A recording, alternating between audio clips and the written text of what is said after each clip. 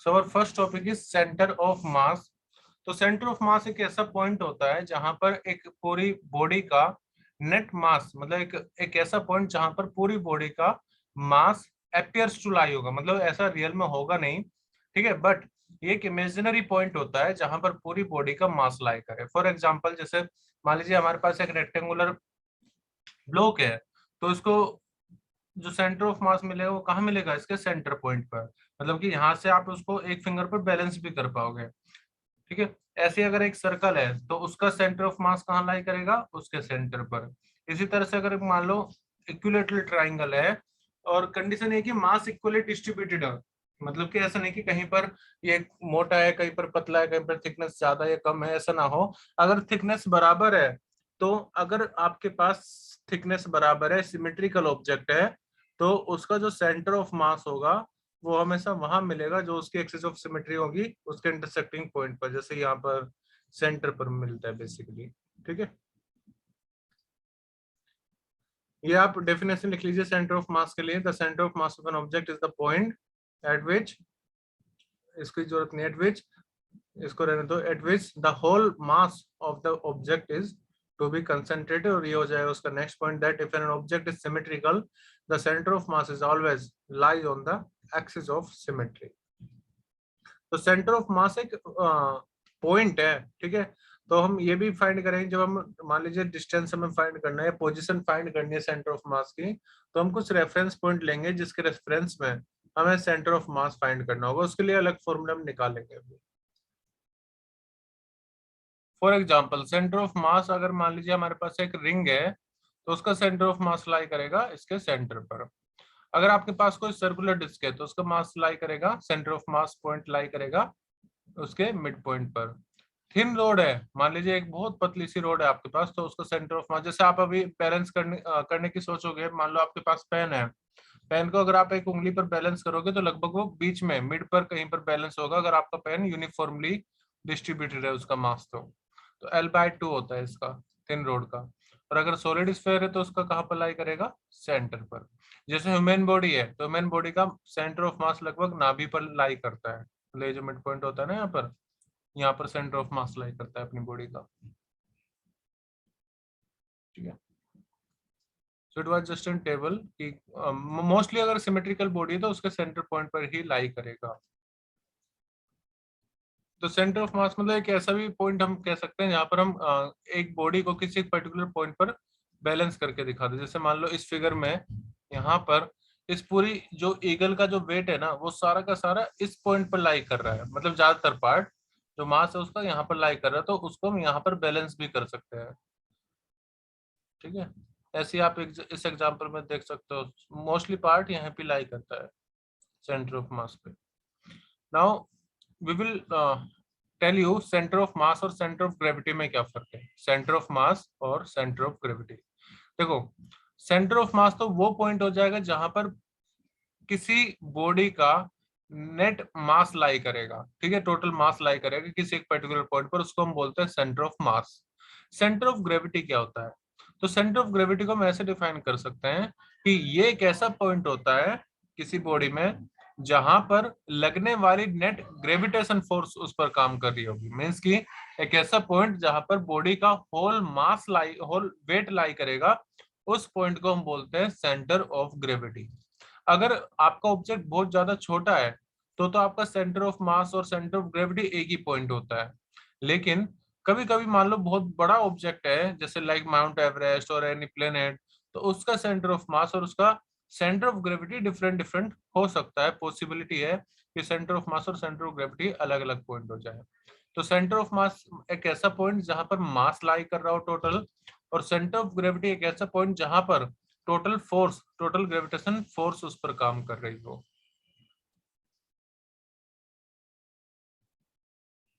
Now we will discuss about centre of mass of two particle system.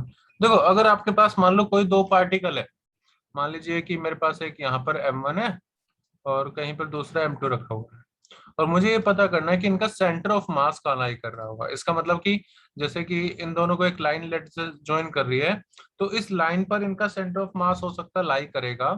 तो हम कैसे पता लगाए या किसके रेस्पेक्ट में बताए कि इसका सेंटर ऑफ मास कहाँ लाई कर रहा होगा। So for that I will select N origin. तो मैंने एक ओरिजिन सेलेक्ट कर लिया यहाँ पर, and let from origin I am drawing two line which will be let's say x axis और y axis। तो मैं यहाँ से ओरिजिन मैंने माना क्योंकि मुझे ये देखना है कि जो सेंटर ऑफ मास है वो किसके रेस्पेक्ट में मैं फाइंड करूंगा। तो उसके लिए मैं एक ओरिजिन मैंने सेलेक्ट कर लिया एक इधर, और ये हो गई इसकी y axis। Now let us assume that जो मास m1 है वो r1 दूरी पर है, मतलब उसका जो पोजीशन है वो r1 है, और जो मास m2 है लेट उसका जो पोजीशन है यहाँ से वो r2 है। तो मैं इसको लिख देता हूँ r1 और r2 पोजीशन वेक्टर, ठीक है ना। r1 वेक्टर ये हो गया और लेट से ये हो गया r2 वेक्टर। नाउ जो उनका सेंटर ऑफ मास है वो लाई करेगा इस लाइन पर, ये जो मैंने डॉट डॉट लाइन दिखाई है इस पर कहीं सेंटर ऑफ मास लाई करेगा। तो लेट्स है वो यहाँ पर लाई कर रहा है। मैं एक एग्जांपल के लिए बस सेलेक्ट कर रहा हूँ कि लेट सेंटर ऑफ मास इस पॉइंट पर लाई कर रहा है, मतलब कि पोजीशन जो है सेंटर ऑफ मास की, लेट से उसको डिनोट करते हैं आरसीएम से। तो आरसीएम का क्या फॉर्मूला होगा उसके लिए मैं आपको डायरेक्ट बता देता हूँ कि RCM vector will be equal to m1 into position vector of R mass 1 यानी कि m1 r1 plus m2 r2 upon upon में आ जाएगा total mass m1 plus m2। तो ये आपका फॉर्मूला हो जाएगा पोजीशन ऑफ सेंटर ऑफ मास। अब क्योंकि हम एक्स और वाई प्लेन में देख रहे हैं, एक्स और वाई प्लेन में देख रहे हैं, तो इसके एक्स और वाई कोऑर्डिनेट क्या क्या हो जाएंगे। तो आप ऐसे लिख सकते हो कि एक्स सेंटर ऑफ मास, देखो जैसे m1 है तो इसका कोई कोऑर्डिनेट होंगे लेट से x1 और y1, और ये m2 है तो इसके कुछ कोऑर्डिनेट होंगे x2, y2। तो आप इस तरह से फाइंड कर सकते हो एक्सीएम को कि m1 कितना है उसकी मल्टीप्लाई कर दो उसका x कोऑर्डिनेट कितना है, प्लस मास m2 उसमें मल्टीप्लाई कर दो उसका खुद का कितना कोऑर्डिनेट है x2, और अपॉन में m1 plus m2। Similarly you can write for y centre of मास, मतलब कि मैं मान रहा हूँ कि सेंटर ऑफ मास इस पॉइंट पर लाई करेगा, तो लेट इसके कोऑर्डिनेट x और y cm हो जाएंगे, ठीक है ना, xcm और ycm। तो ycm कितना हो जाएगा, same formula m1 y1 plus m2 y2 upon m1 plus m2। तो अगर आपके पास दो मास हैं, ठीक है, उनके आपको कोऑर्डिनेट्स पता है, तो उन दोनों मास के सेंटर ऑफ जो मास होगा, मतलब उनका जो एक ऐसा पॉइंट जहां पर उनका मास लाई कर रहा होगा, नेट मास लाई कर रहा होगा, उसको फाइंड करने के लिए आप इस फॉर्मूले का यूज कर सकते हैं एक्ससीएम और वाईसीएम। तो कोऑर्डिनेट क्या हो जाएंगे उसके एक्स कोमा मतलब एक्ससीएम कोमा वाईसीएम, ठीक है। तो ये फॉर्मूला आप यूज करेंगे जब आपके पास दो मासेस हैं और उनका सेंटर ऑफ मास आपको निकालना है। क्वेश्चन में एक आपको मास दिया जाएगा, पोजीशन दिए जाएंगे एक्स m1 की और m2 की, so you can use this formula. अभी हम प्रैक्टिस करेंगे भी। अच्छा, हम सेंटर ऑफ मास निकाल रहे हैं, इसका मतलब एक तरह का डिस्टेंस निकाल रहे हैं, लेंथ निकाल रहे हैं। तो सेंटर ऑफ मास की यूनिट क्या हो जाएगी, वही जो डिस्टेंस की होती है मीटर, डायमेंशन हो जाएगा l, ठीक है, सेंटर ऑफ मास का। ऐसा नहीं कि सेंटर ऑफ मास में हम मास फाइंड कर रहे हैं, मास फाइंड नहीं कर रहे हैं हम सेंटर ऑफ मास का मतलब जहां पर इन दोनों मास का केंद्र होगा, मतलब कि सेंटर होगा, या कह लो कि जहां पर दोनों का मास लाई कर रहा होगा, वो पॉइंट हम फाइंड करने की कोशिश कर रहे हैं इस फॉर्मूले से, ठीक है। तो ये था दो मास अगर अलग अलग हैं तो उसके लिए कैसे आप सेंटर ऑफ मास फाइंड कर सकते हो। अभी मैं आपको डिस्क्रीट बॉडी यानी अलग अलग बॉडीज का सेंटर ऑफ मास का मैंने आपको फॉर्मूला बताया है। इसके बाद हम वो फॉर्मूले भी डिस्कस करेंगे जहां पर पूरी एक बॉडी का मतलब कंटिन्यूअस बॉडी का हम सेंटर ऑफ मास निकाल पाएंगे, ठीक है। तो आप इसको पहले इतना चीजें लिखो, फिर मैं आपको बताऊंगा अगर दो से ज्यादा है तो क्या करेंगे, या चार मास है, पांच मास है, तब क्या करेंगे, ठीक है ना।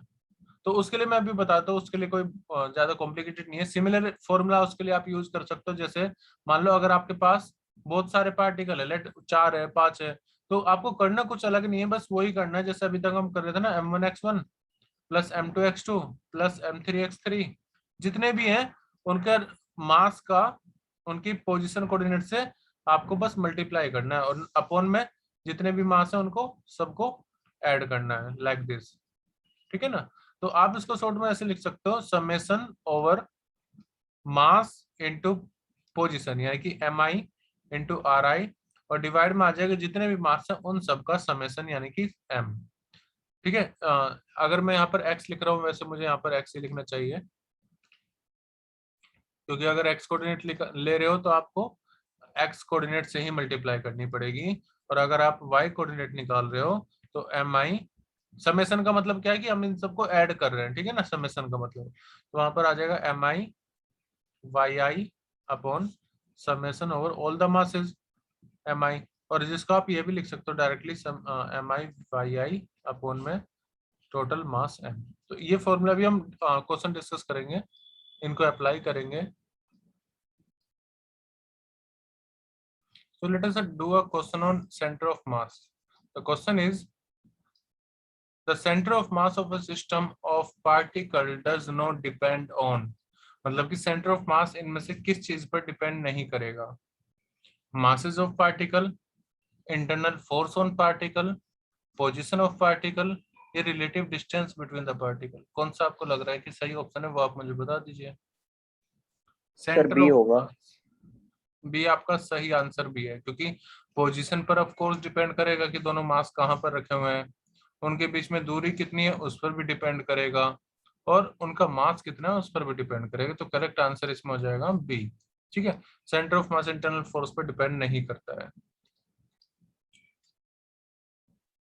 Now this question, for n number of particle, अगर आपके पास n नंबर ऑफ पार्टिकल हैं तो इनमें से कौन सा फॉर्मूला सही है x कोऑर्डिनेट को फाइंड करने के लिए, सेंटर ऑफ मास का x कोऑर्डिनेट को फाइंड करने के लिए, which formula will you use? Sir B1। B1, B1, okay, MI XI upon M। ठीक है, देखो यहाँ पर ए क्यों नहीं सेलेक्ट किया आपने? ये तो खैर होंगे नहीं, ए क्यों नहीं लिया आपने?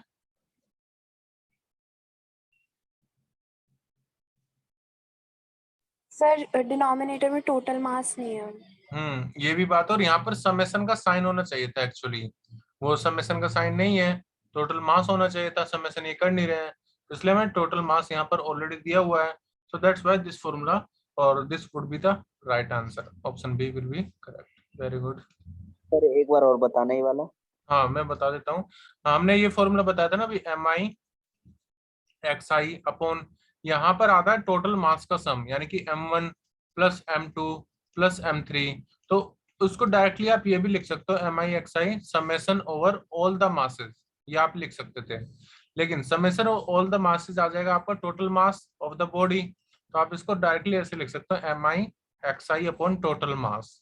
ठीक है, अगर मैं MI लिख रहा हूँ ना यहाँ पर, मतलब MI लिख रहा हूँ, तो उसके साथ एक समेशन का साइन आना चाहिए, क्योंकि हम ऐड करेंगे सभी मासेस को, इसलिए ए इनकरेक्ट है। ये सर ओके सर। ठीक है, B will be the correct answer.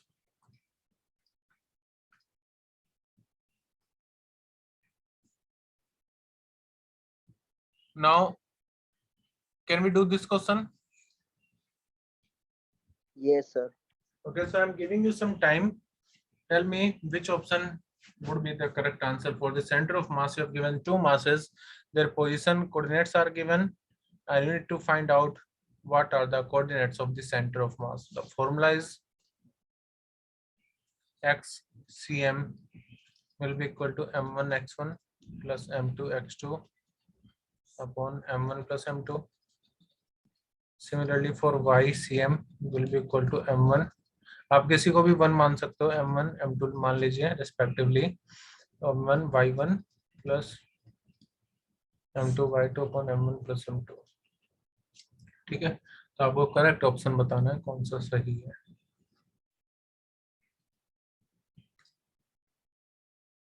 So mass 1 is m1, x1 is 1 plus m2 is 2 and it will be -1। Actually हम x1 लेंगे, इसको y1, इसको x2 और इसको y2, ठीक है ना, और अपॉन में आ जाएगा m1 प्लस m2 यानी कि 3 है वो, तो 1 माइनस 2 यानी कि माइनस के 1/3, तो x कोऑर्डिनेट आ गया, तो बाकी करना है क्यों, जब हमें पता है x कोऑर्डिनेट -1/3 आएगा और कोई ऐसा ऑप्शन में नहीं है, तो ऑप्शन सी हम करेक्ट कर देंगे। बिल्कुल सही आपका आंसर आ रहा था। This is how we can also find out y coordinate. It will be 8/3. Okay. Now we will do this question. Try it. Let me tell you the question. 3 identical sphere of mass m, each are placed at the corner of an equilateral triangle of side 2 small m. ये बेटे 2 metre हो गया है ना, 2 metre. Taking one of the corner as the origin, the position of center of mass आपको पता करना है कितनी होगी. तो let me make we are making equilateral triangle. So this is an equilateral triangle. So I'll choose any one point as a coordinate. So for that, let this be my x-axis. Okay, and let this point this is my y-axis. तो हम इस point को origin select कर लेंगे. मैं आपको बस initial hint दे रहा हूँ, काम आपको करना है. So let this point is A, let it be B और सी. और तीनों कोऑर्डिनेट पर मास कितना है बेटा? इक्वल है एम एम. और ये क्वेश्चन पर आप स्टार मार्क कर लेना, क्योंकि सिमिलर क्वेश्चन एनसीईआरटी में गिवन है, बट वहां पर आपको मास 100, 150 और 200 ग्राम गिवन है. तो कंसेप्ट वही लगेगा जो आप यहाँ से सीखोगे, लेकिन यहाँ पर टोटल मास तीनों का एम है, ईच मास है एम. ठीक है, अभी साइड 2 मीटर दे रखे, ठीक है. तो अभी के लिए हम इसको मान लेते हैं कि साइड हमारी यहाँ से लेकर के यहाँ तक ए है. हम बाद में ए की वैल्यू 2 मीटर लिख लेंगे, साइड 2 मीटर. ओके, अभी इसको हमने ओरिजिन, अगर मैं इसको ओरिजिन सेलेक्ट कर लूं तो इसके कोऑर्डिनेट क्या हो जाएंगे? 0,0. बी पॉइंट के कोऑर्डिनेट कोई मुझे बता दो और सी पॉइंट के कोऑर्डिनेट बता दीजिए कितना होगा, ताकि हम ये फॉर्मूला यूज कर सकें.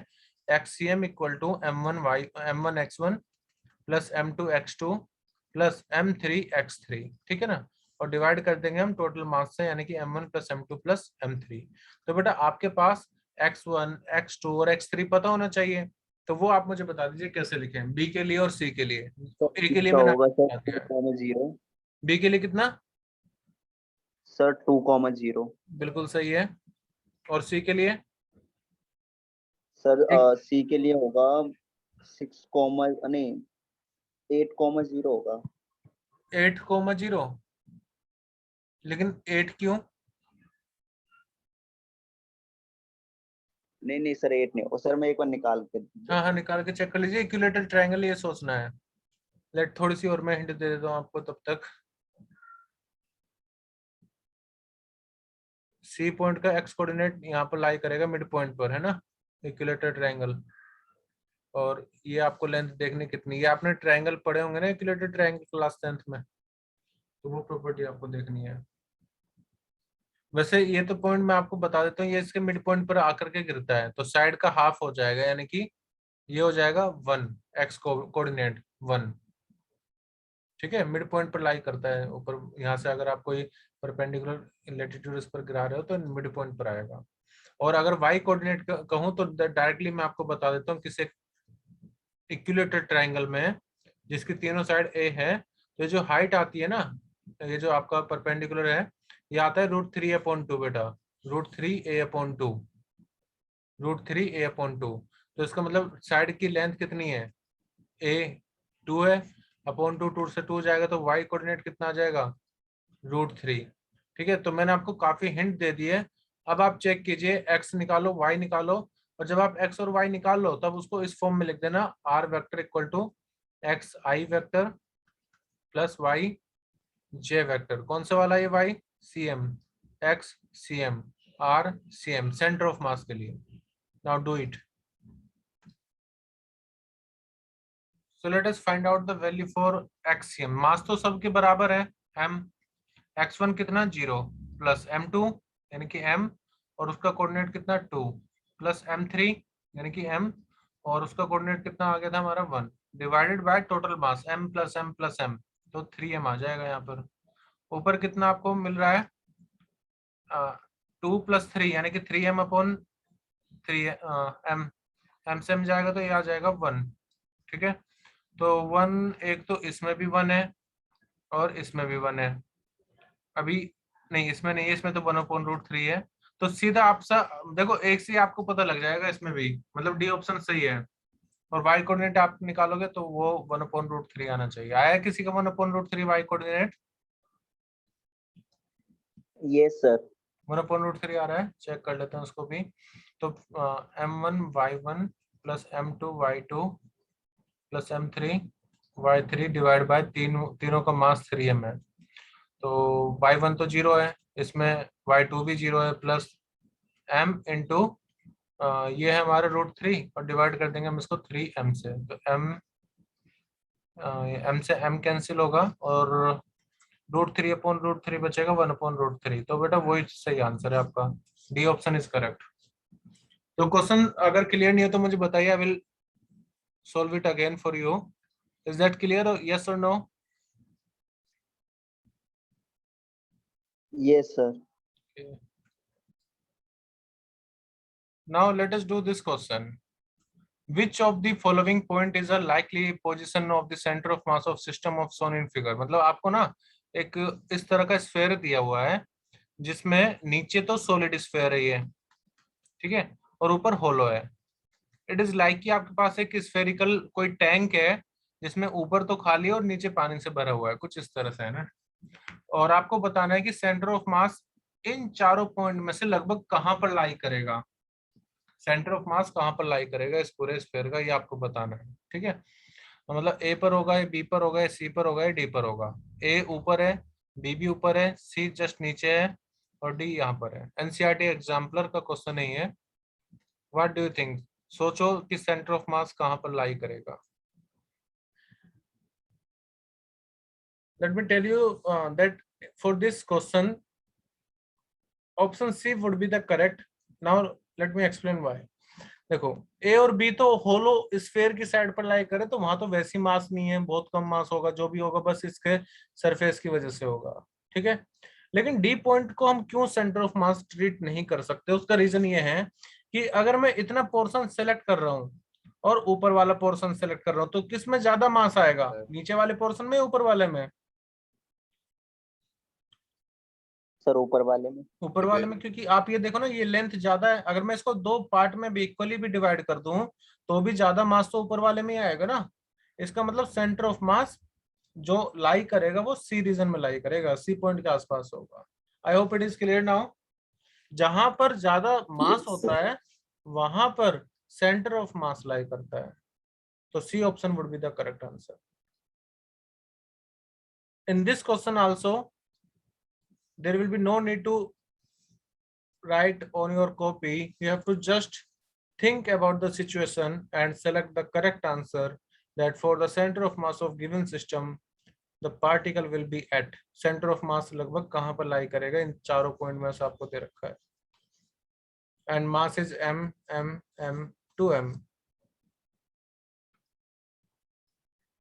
कहां पर सेंटर ऑफ मास लाई करेगा? The key point is centre of मास वहां लाई करता है जहां पर मास ज्यादा होता है, ठीक है। तो यहाँ पर m है, यहाँ पर भी m है। हाँ बोलो तो बेटा। सी हो जाएगा। ओबी ओबी ओबी, हाँ ओबी करेक्ट आंसर होगा क्योंकि यहाँ पर ज्यादा मास है ना। अगर ये m होता तो यहाँ पर आ जाता, बट क्योंकि क्योंकि यहाँ पर 2m हो गया तो ये सेंटर ऑफ मास इस तरफ कहीं खिसक जाएगा। तो OB will be the correct answer. OB will be the correct answer, ठीक है।